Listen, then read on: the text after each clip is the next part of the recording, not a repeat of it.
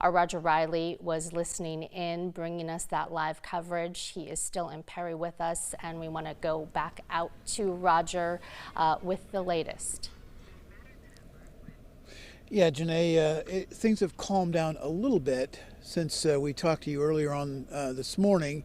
However, there's continuing anticipation. Those of us in the media, we've moved up closer to Perry High School and Middle School, right by the Performing Arts Center. But we really don't have any more information than the little bit we got this morning. Sheriff Infante held a news conference, and here's what he had to say. This morning at approximately 7:37 a.m., we had a Sears radio activation at the high school, which indicated an active shooter situation. An officer first arrived within 7 minutes of that activation and located multiple gunshot victims. We're still unclear of exactly how many are injured or what the extent of those are, but we're working on that right now. There is no further danger to the public. The community is safe. We're just now working backwards, trying to figure out everything that happened and make notifications.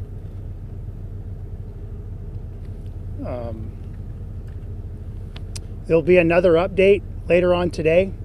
It's still very early. This happened at approximately 7:37 this morning. School didn't start yet, luckily, so there was very few students and faculty in the building, which I think contributed to a good outcome in that sense.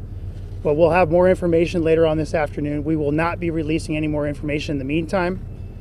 So please be patient with us so that we can talk with these victims and their families and try and figure out what happened. We won't be answering any questions today either, or right now.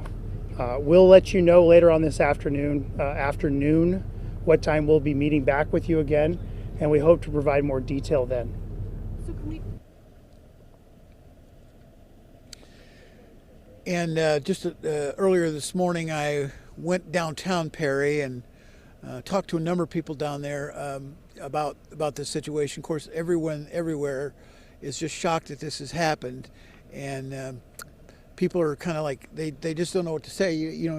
They say they see that on TV, but they don't really think of that happening here in Perry because it's a small town and pretty quiet and not a whole lot ever goes on here. But for now, we're just looking forward to that next briefing. Hopefully they'll be able to fill us in with some more information about what's been going on here. But for now, the media cameras continue to grow, coming from the networks and from all over Iowa to actually find out what happened here. But so for right now, we're waiting outside Perry High.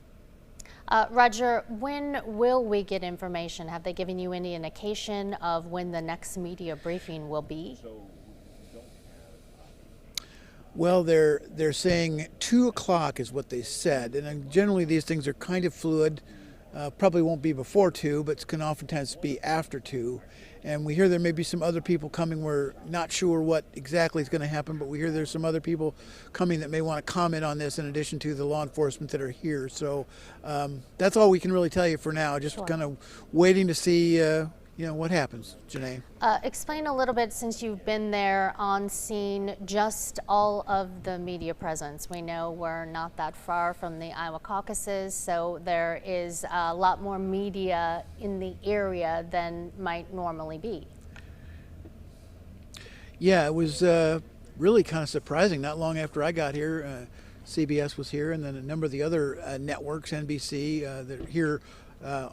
We're this close to the caucus. Those folks are here every 4 years, covering this thing, and it was kind of shocking before long. I counted at one point 14, 15 cameras lined up, some Iowa media, but mainly networks. All kinds of networks are here, just because there's a lot of interest in this kind of story whenever it happens, and the people that are running the briefings are doing their best to accommodate everybody.